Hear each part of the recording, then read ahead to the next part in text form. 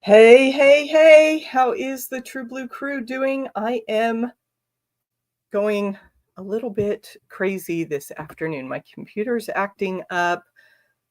My husband came home at an earlier time, so I had to hear that whole story of what was going on at his work. And I don't have my second camera set up. I barely have my quilting supplies.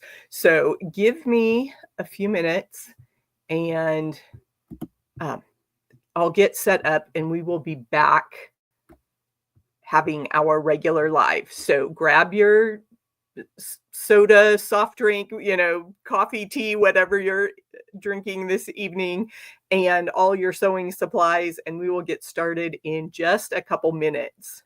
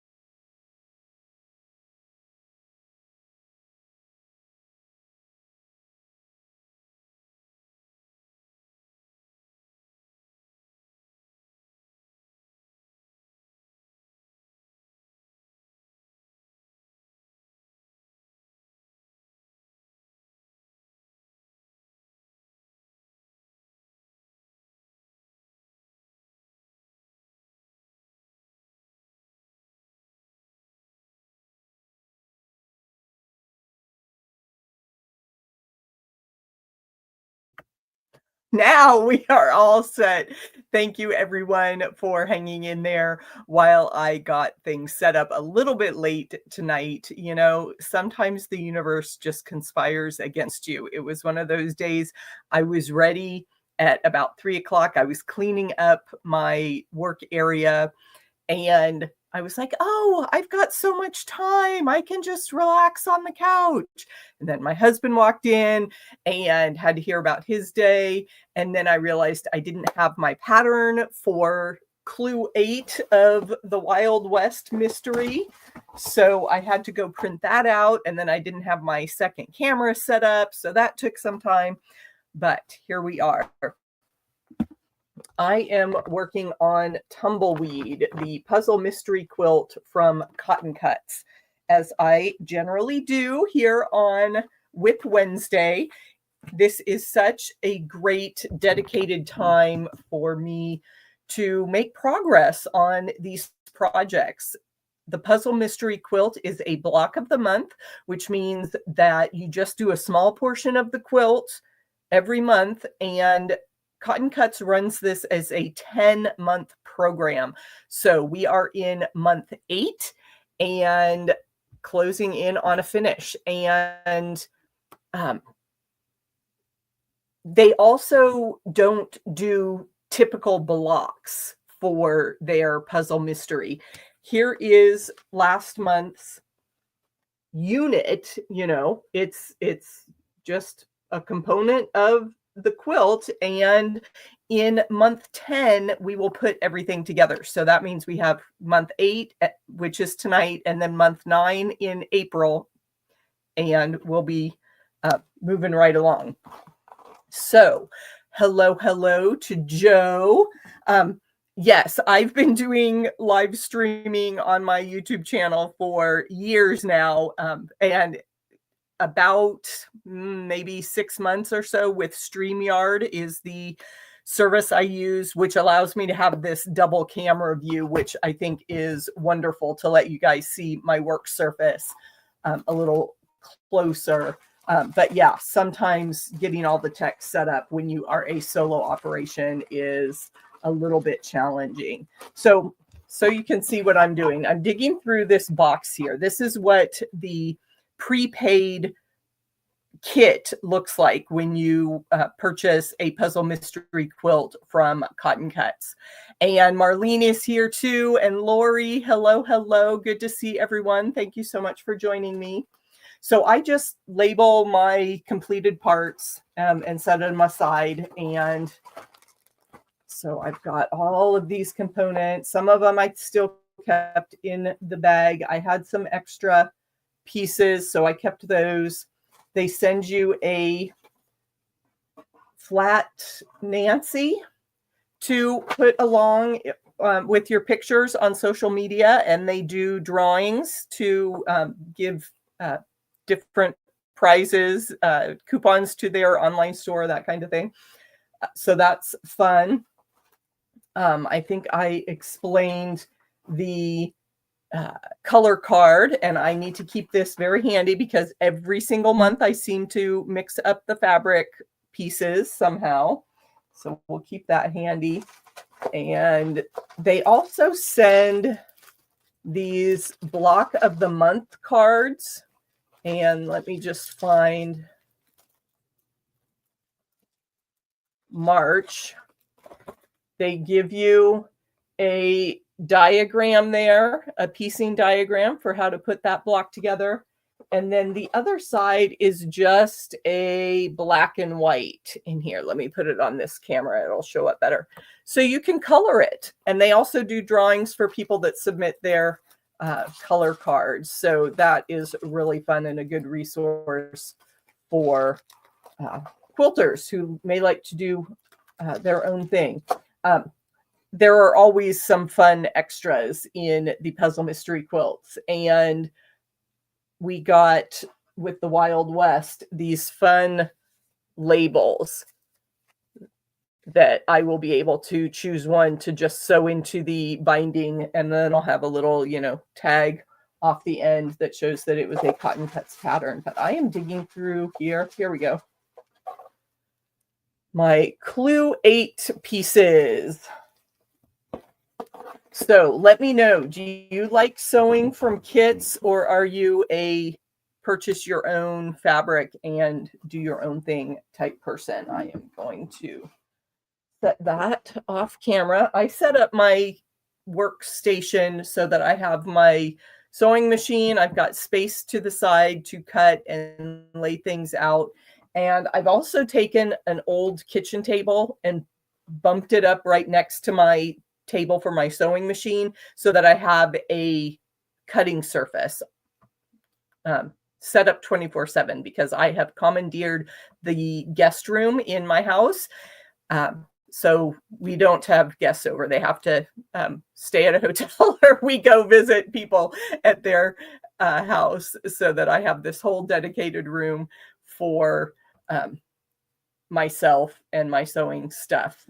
But like I said, I need to grab my pattern now. So excuse me for 1 second.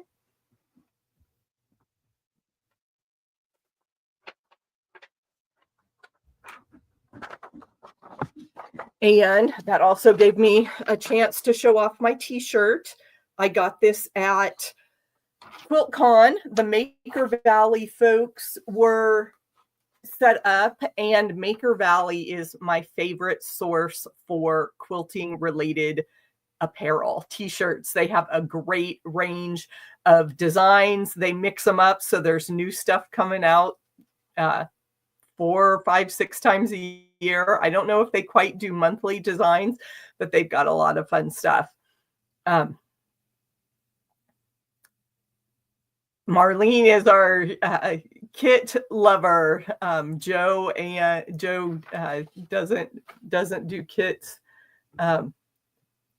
Yeah, Lori, having the pre-cut pieces from Cotton Cuts is definitely the way to go.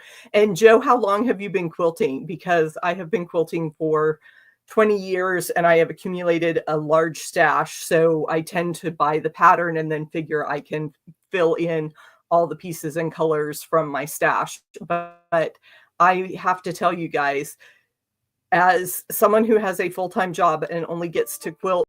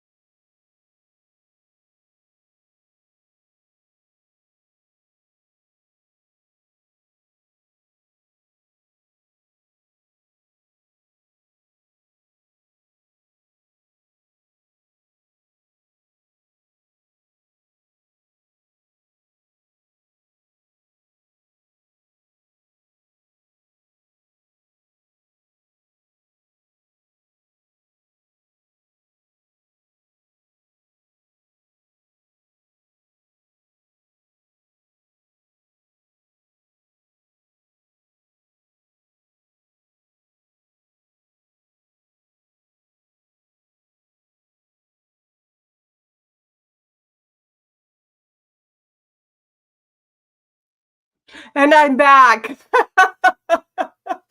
Like I said, tonight is just one of those nights. You would think it is already the 15th, the Ides of March, because terrible things have been happening. I didn't have my power cord plugged in, and you see me straightening up because I can see my posture in that other camera, and it reminds me to sit up straight, shoulders back. Marlene, I'm glad that you can find the pretty fabrics I'll put together to help you with those color choices. I don't know what that's like. I just kind of grab things and go and think I have a pretty good sense of what looks good. And the only person you have to please ultimately is yourself in this quilting world. So if you think it looks good, then go for it. So Joe, if you've been sewing for a long time, do you have a stash of fabrics to choose from?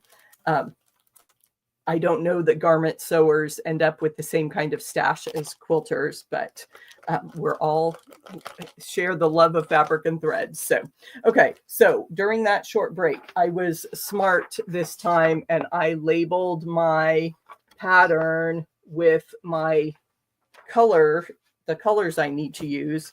And then I can just grab the pieces and go. We are making 2 of each part. So we'll end up with 2. I hesitate to call them blocks, 2 units when we are finished. So I've got my florals there. I've got my cream that I'm going to pair with those. I've got, let's see, I'm doing a blue flying geese. You can see me as I lay everything out on the mat. I've got one of those nice wool mats. And then we're going to do green also with the florals here. And then this long piece we save for the end. And, oh yeah, because I'm doing half square triangles with those.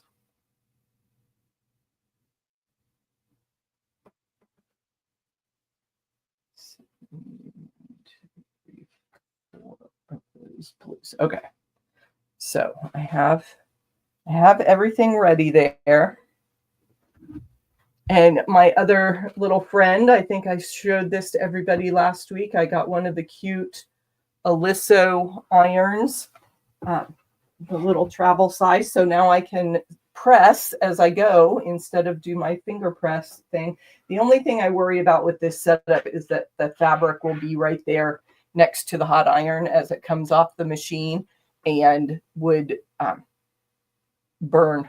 So I try not to do that. And then let me adjust the computer here, get you right up close to the action. You can kind of sort of see that. Well, I guess with the other camera, we don't really need to see the sewing machine on that view.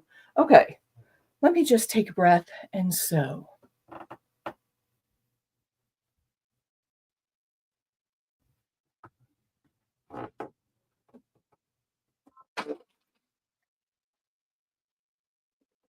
Drink your water. You got to stay hydrated. Oh, wow, Marlene, you did a lot of bridal and formal wear sewing. That would be very intimidating, I would think. All those horror stories of brides that didn't gain weight, you did something wrong. Or I've been on this super diet and now nothing fits, and it's, the wedding's next week and I need major alterations. Plus silky fabrics that are so slippery, and the tulle and the netting and the shears. I like quilting cotton in straight lines. Yeah, lots and lots of embellishments and fasteners. I bet you have some stories, Marlene.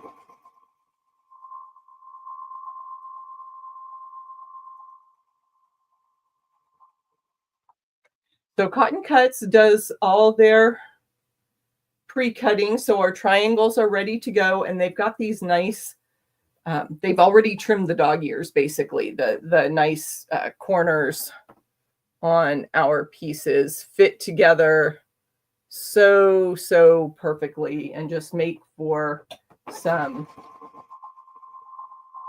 stress-free sewing. I can just line them up and go, which is very nice on a Wednesday after a long day at work and all my other craziness that you have been witness to this evening.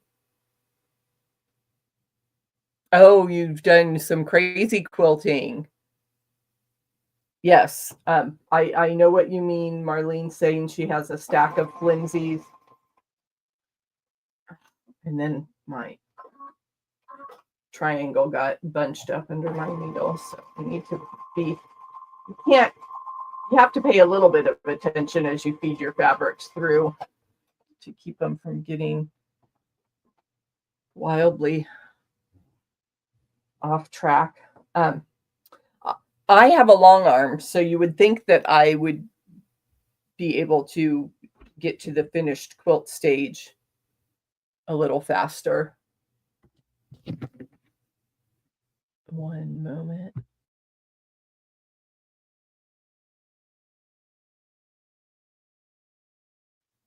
I thought I heard my daughter, but she's off talking somewhere else. I was saying I have a long arm, so you'd think I would get my quilts finished, but I don't, because I quilt for other people.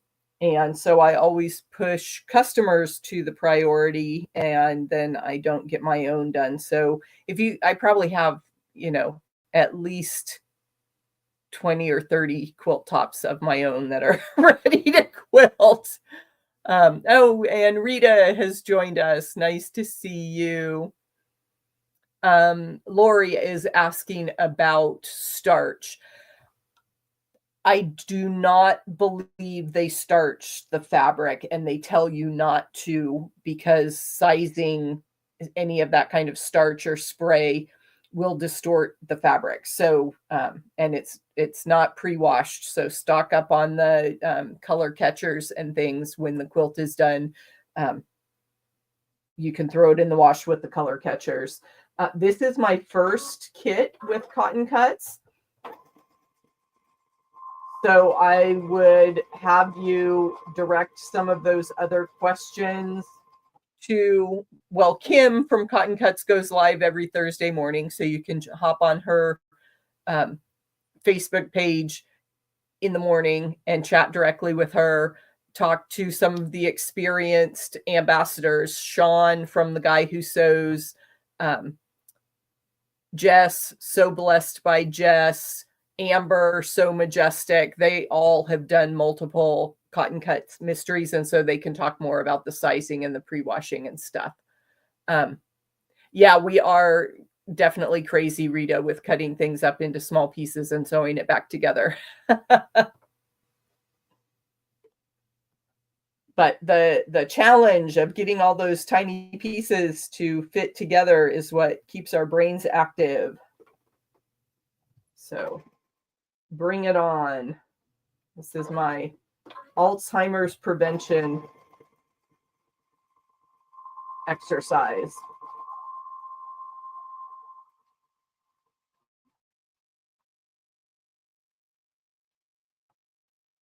Okay, so good stuff. What good stuff is going on in your world?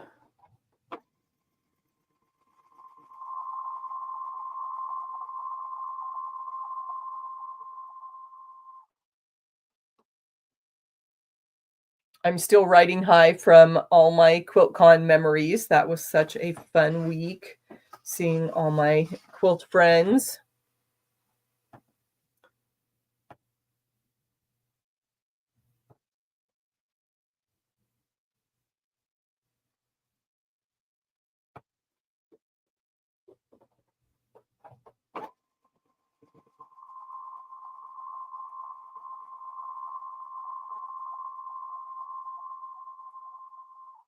The other great thing about working with kits and these Cotton Cuts puzzle mysteries and block of the month especially is that you get just a bite-size bit of a project, and then you can move on to something else. So if you have any type of ADD or get bored with the repetition sometimes, having several of these projects to work on is wonderful. So this is Wild West.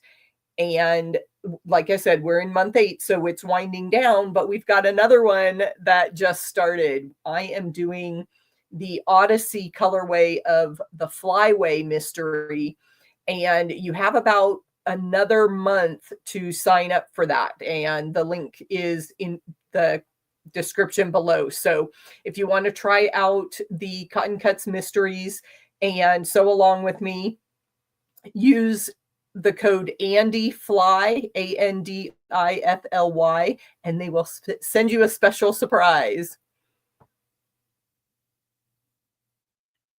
Oh my gosh. Rita, I'm glad you got out, especially for such a fun excursion as fabric shopping.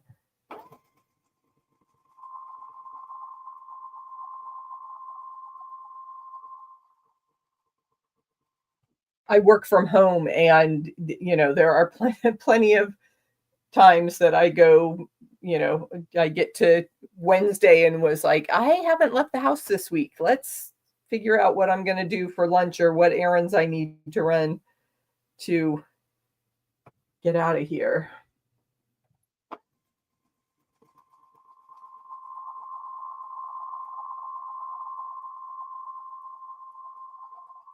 Okay, so like I said, I am having fun with my little travel iron. I just turned that on, and then we will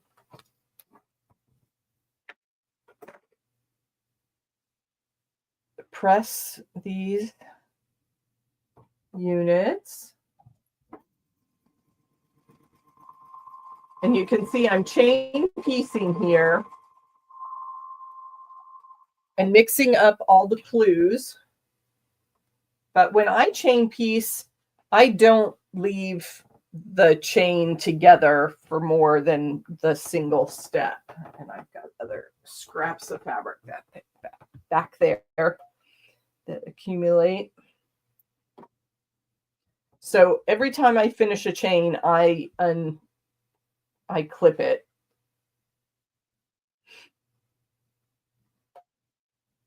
And press it and then sew the chain again. Okay, so I'm pressing all of these to the flower fabric. So I stack that up, the flower fabric on top, and then of course our flying geese go to the sky corner.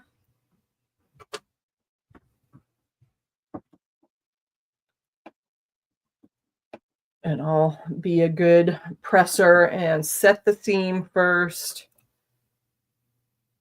And then finish that up. I was teaching beginners this weekend, or this past weekend, and always have to give them the full lecture on pressing versus ironing.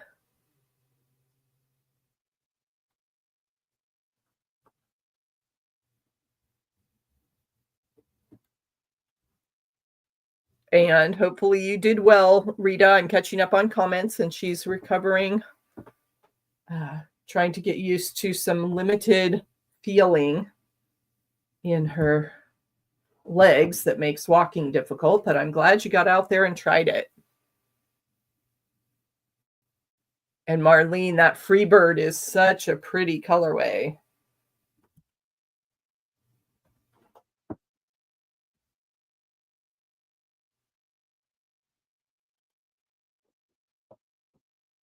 And if you want to make your own pre-cuts, I was looking online just before I got on the live stream, and AccuQuilt has a lot of good sales for the National Month of Quilting. Did you know that we're celebrating all month long here in March? And National Quilting Day is March 15th, so you can get ready to celebrate then. But AccuQuilt, which helps make these wonderful pre-cut pieces, is having sales on their die cutting machines all month long. So I've got a link for that as well in the description below if you're interested in finally splurging on that die cutting machine. And we had a demo night at our guild last night, and a gal brought one of the big electric Go Bigs, and that's pretty slick. I just have a Go, the standard Go that has a hand crank, so I do that. Oh, wow. Lori's saying that she teaches a quilt camp for youth, young quilters. Um, yeah, it is fun. It's so interesting to see the questions and the places they get stuck because their brains work differently. That's always my big challenge as a teacher, is to look at things with fresh eyes and acknowledge someone else's perspective and adapt my instruction if they're not seeing things the way I do. What can I do to help them be successful?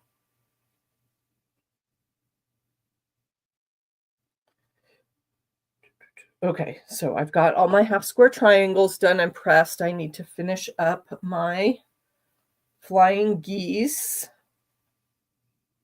So that's the other great thing about working with pre-cuts, is that there was no trimming here. So I just had to press, and then I'm ready to line up the next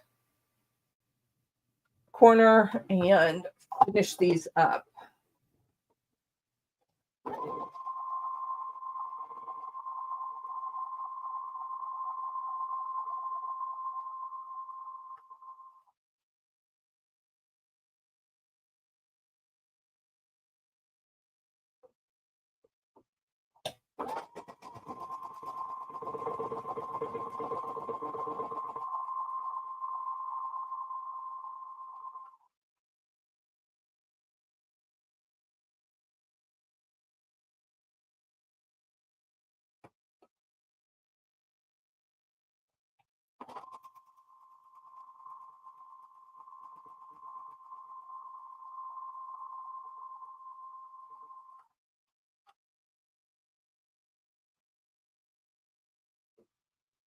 And in between units, when I don't have anything else for chain piecing, I grab some of my leftovers from other projects, other times that I've trimmed, and I just make hourglass units.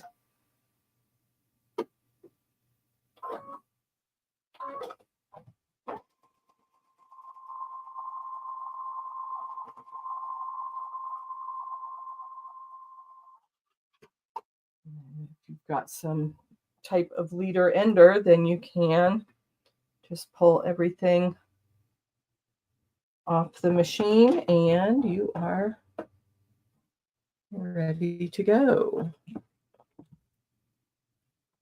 The handle on this is just a little weird, so I never quite know. I end up holding it kind of awkward.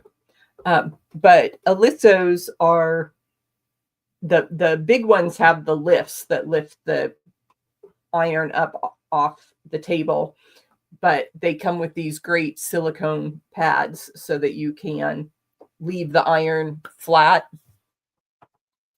And I heard in an interview way back when from the designer of the Aliso iron that he didn't want the hot part of the iron just radiating heat out into the room. And I can appreciate that, being here in Arizona where it gets so hot, you don't want any additional heat. So that was always my excuse for not ironing and doing a lot of finger pressing, is that I didn't want to turn the iron on in this little room and get so hot. But with this setup, it's been good so far. But then again, we're still in our brief winter here in Arizona. So we'll see how I do in another couple months when it's 100 degrees out. Okay, so I've got my flying geese units done, and now I really need to pay attention to the colors. So we want these two with the blue, and they told us to turn them around so that our arrow is down, and then we're putting the cream sections next to that, with the flower part all going in the same direction. Okay, so this is how that section should look. So I will get all those pieces laid out correctly, and then I can sew.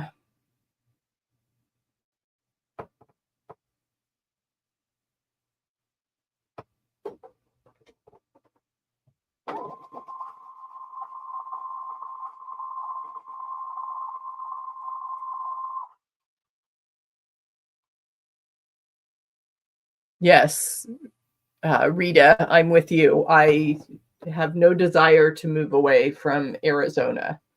And we always joke. My husband's I moved here in high school, left for college and a little bit. So the decade of my 20s, I was not in Arizona, but ever since then, uh, I've been here. And my husband's a native, and we just it keeps the riffraff out, is what we like to say. Oh, Rita found a good deal on fat quarters. That's great.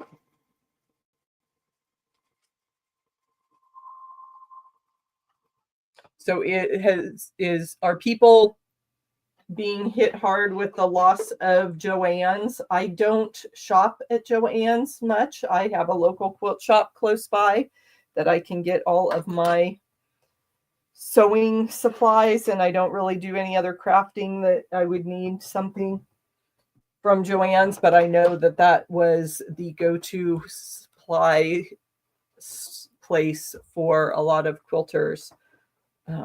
So I'm sorry if you are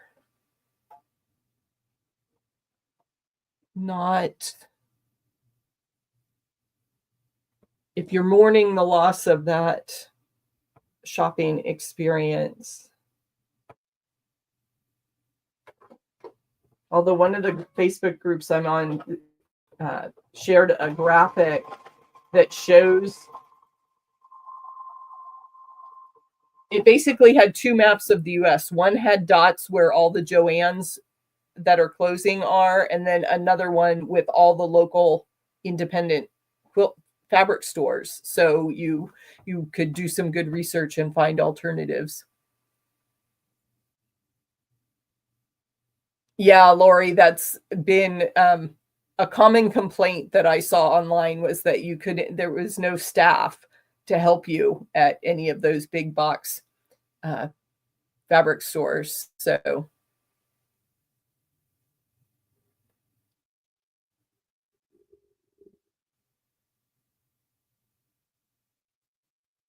Marlene, is your granddaughter taking classes at Joann's or from another sewist? What's been her experience there? I have to pay attention now for a second, make sure I get this one is going up. So we'll do it.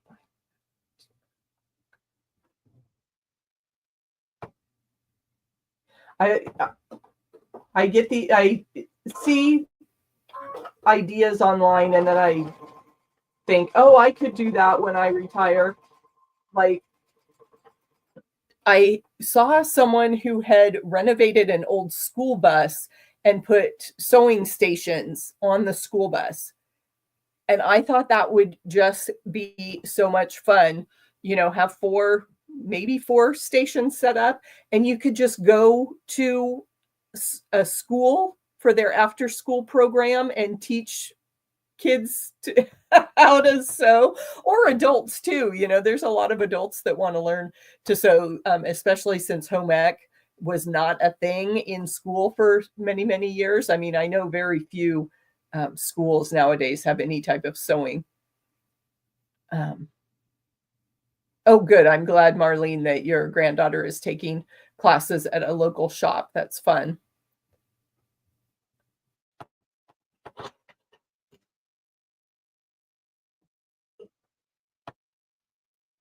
And Lori, if you're missing Louisiana, check out the Cheeky Quilters here on YouTube.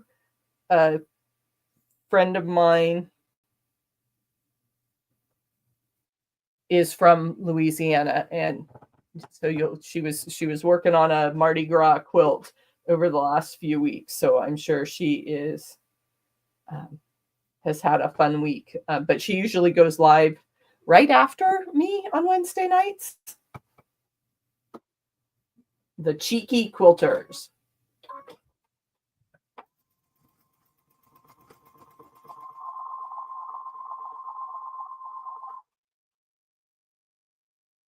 Okay, so I've got one section done there, and getting my chain is all messed up with all that.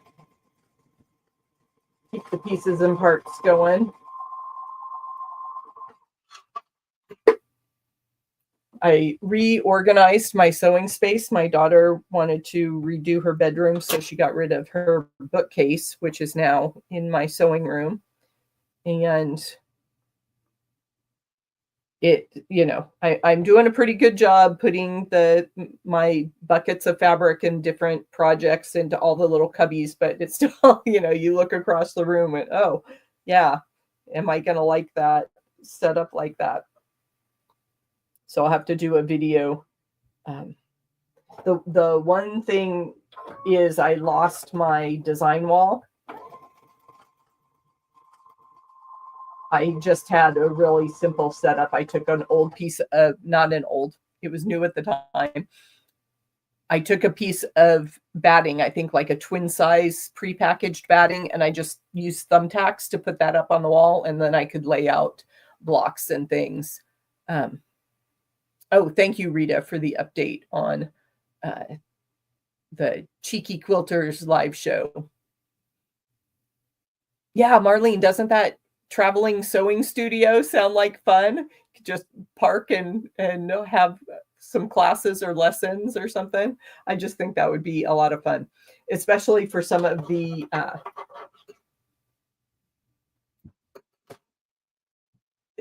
some of maybe like inner city neighborhoods or areas that don't have a shop or any type of crafting space. There were some retail outlets that I've heard of that have little travel trailers and stuff, and they have their fabric store set up in a trailer. That's kind of fun. But I like the school idea of it better. Okay, so we are going to press these towards the flying geese unit. So that means we have to go that way. Flip it over and make sure everything on the seam side gets pressed down. So now that I have my wool mat and my Aliso iron, do you think I need a clapper? I've never used a tailor's clapper, but that's kind of the new trendy item. And we're going to put these with the points in towards the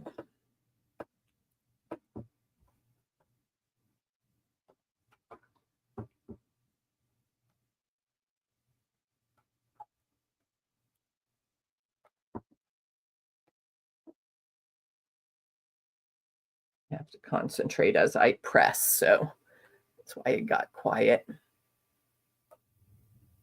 Oh, Rita, that sounds nice. A big RV that you can make a dedicated crafting space. My husband is very kind, and he has been planning. We have a minivan that he took all the back seats and things out and has turned it into a little mini camper. And he plans ahead. We've got a little folding table that is going to be just the right size for a sewing machine. And he does have a project. He needs to get the electric cord repaired for his mother's featherweight that then becomes my featherweight. So I'm looking forward to that. The machine itself is in, the paint job is still impeccable. It's so beautiful.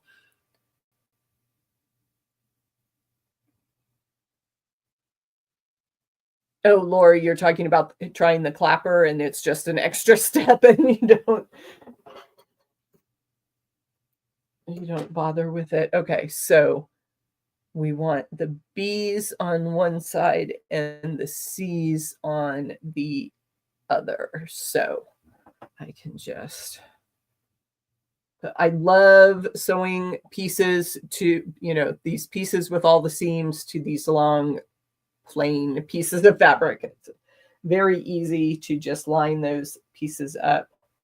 And although I'm looking at that and you can see daylight there between my layers, obviously my seams are a little too big. So I am going to put, actually, I can line up the middles, just like when you put a border on a quilt, you line up the middle and then you line up the end and you ease everything in between.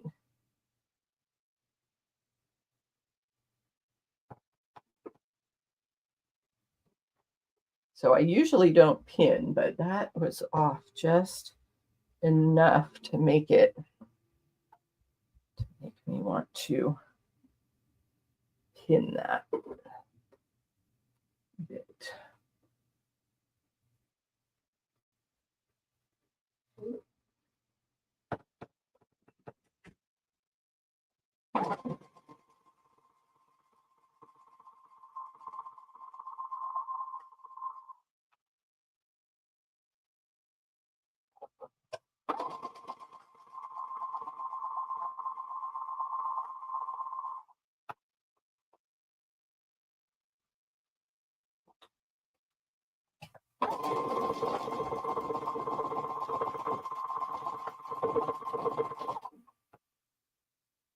So those of you that have been quilting for a while, if you can remember, tell me about the patterns you used for like your first, second, and third quilt. Because when I was teaching the beginner class last weekend, they all wanted to know what's next, what's next, what's next. And over the years that I've taught that beginner class, nothing has really ever stuck in terms of a second project. So I was just telling them, pick a pattern and, go for it. You know how to sew quilt blocks now. So you understand the basics of cutting and piecing, and I walk them through, the squares and, a 9 patch and a half square triangle and stuff. So they should be able to do a lot of different things. But I'm always curious as to what a second quilt project would be a good,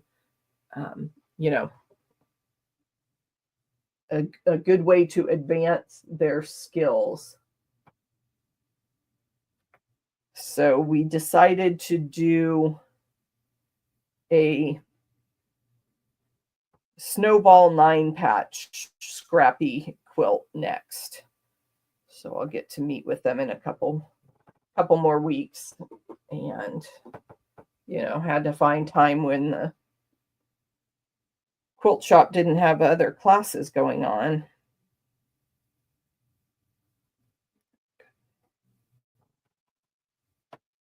Dawn, hello. Thanks for joining us. She did a quilted pillow first and then log cabin. Yeah, we did log cabin blocks as part of the beginner sampler. And I'm thinking about taking that block out of the sampler because I only have a day and a half. We go all day Saturday and then Sunday afternoon. And we just make a table runner with 4 different blocks. And I think that the log cabin slows us down. I do a friendship star to show them the pinwheel or the half square triangle. I was thinking about swapping that out for a pinwheel block. But we'll have to see. I have to think about that more so that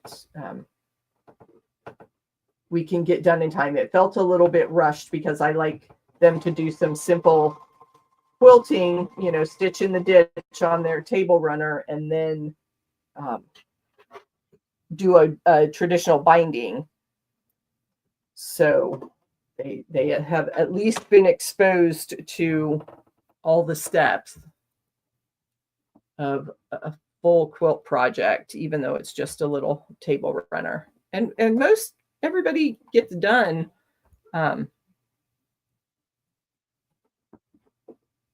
We had a little bit of trouble because I switched this weekend to a pillowcase turn, you know, and no binding. We just turned it inside out, and then doing the quilting on it after they had turned it didn't work out all that well.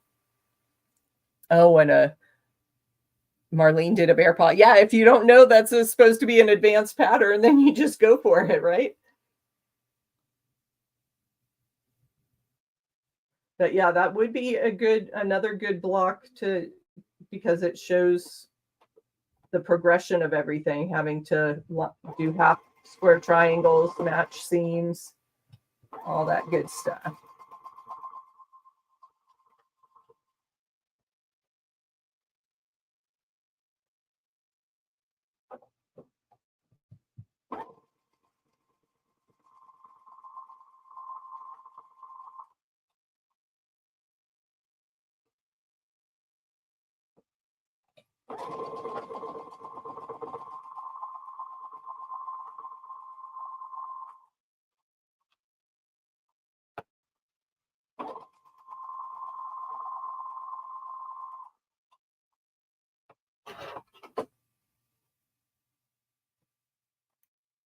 Okay, and then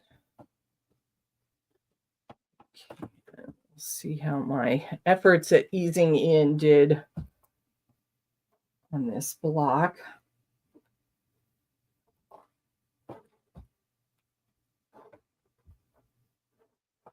Well, we're a little bubbly, but you can see that it wants to bubble up a little bit.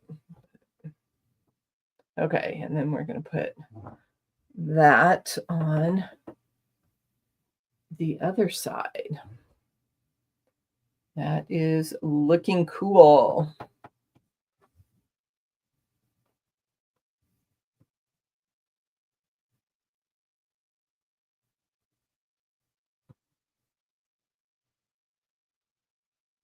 Yeah.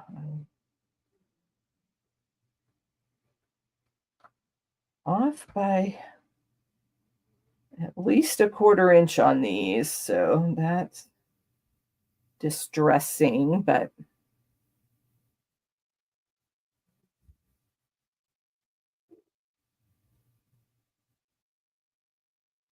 just gonna go for it. I have this, I always manage to find the 1 or 2 bent pins in my pin cushion. Should get rid of those so that they don't keep annoying me.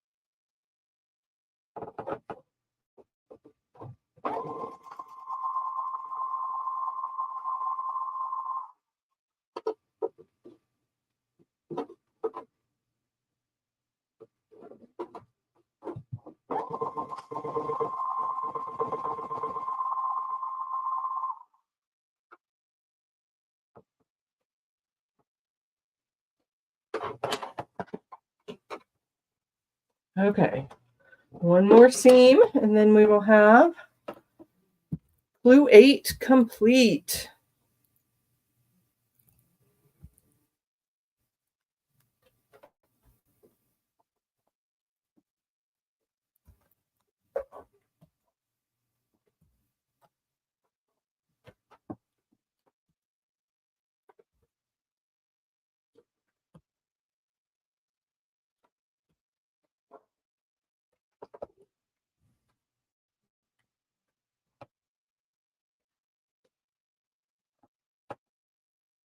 And I am matching up the centers first on these strips, and then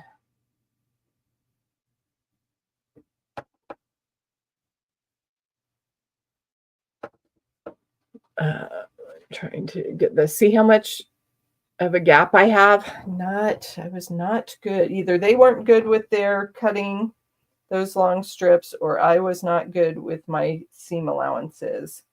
But it's just fabric, and you can usually make it stretch to fit. Life's too short to stress about little things like that. And it does quilt out, if you've heard that phrase before.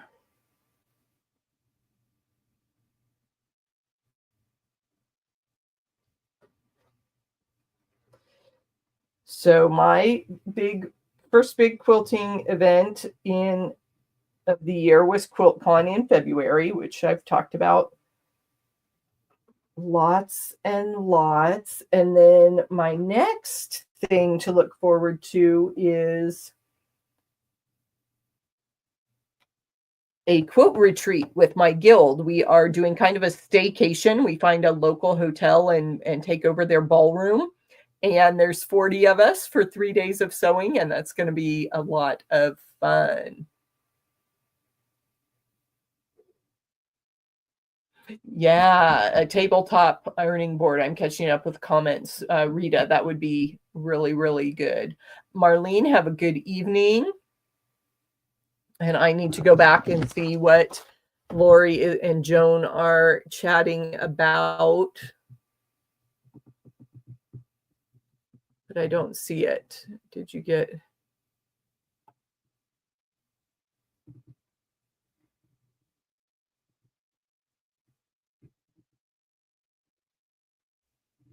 Oh, Dawn, that sounds fun. An apron with a quilt block for the front bib as a first project. Yes, Lori, I've got a headlight on my... I don't know if you can turn that. That light goes off when I turn the iron off, and it comes back on when the iron is on. So I guess that helps you see.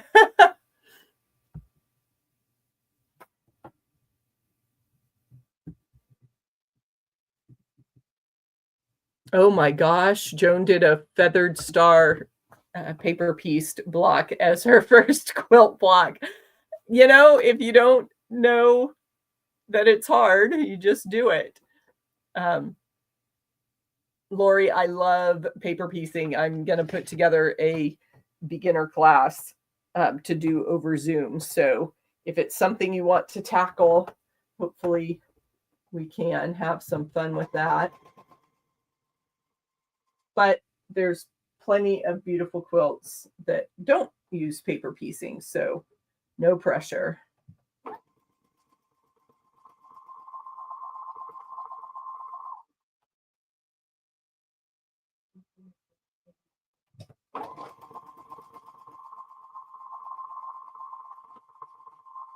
I've seen some paper piece patterns that are like really tiny shapes and people, and I don't have any desire to do that, but I do like some of the intricate triangles and geometric shapes, and even some of the curves you can do with paper piecing is pretty cool. I'm a Judy Niemeyer fan. Just get in the zone and do that paper piecing. Okay, now I have to decide what scraps I want to use for my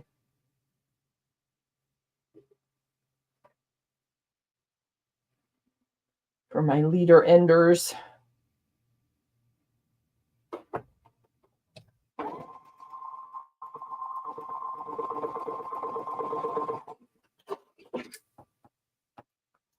Ta-da! We have Blue 8 all done.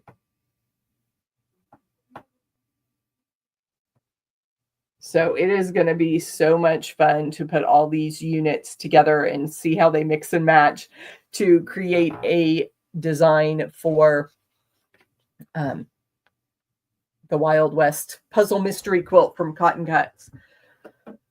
So let me iron this. Make sure this block comes out short. Doing the screen. Yeah, that is, we're not looking too close at the wobbliness of this block. I'm going to press the heck out of it and get it to lay flat.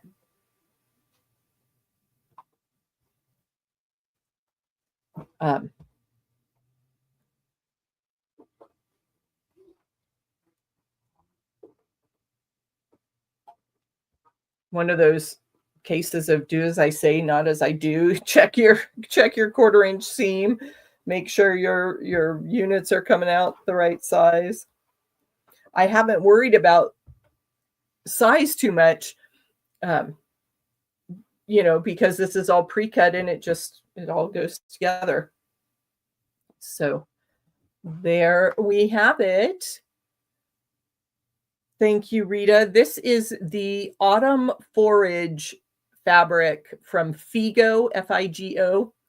And I just love all the fabrics in this one.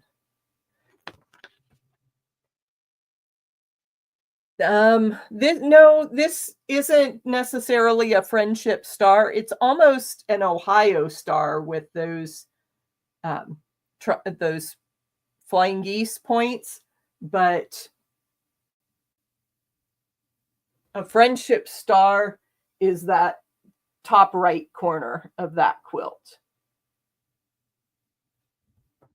So these are just kind of pointy units. I don't know how they're going to go together in the final quilt, but we will find out in just 2 short months, because this is clue 8 of 10 for the Wild West mystery. So that wraps up our sew and chat for tonight. Like I mentioned earlier, Amber over at Cheeky Quilters has a live stream going on right at this moment, I think. So hop over there, see what she is up to. Enjoy your Wednesday evening. And I will be back here next week working on the Flyway mystery, another puzzle mystery quilt from Cotton Cuts. They are so much fun. So grab your sewing and make a little progress, and we will just keep chugging along. Everybody take care.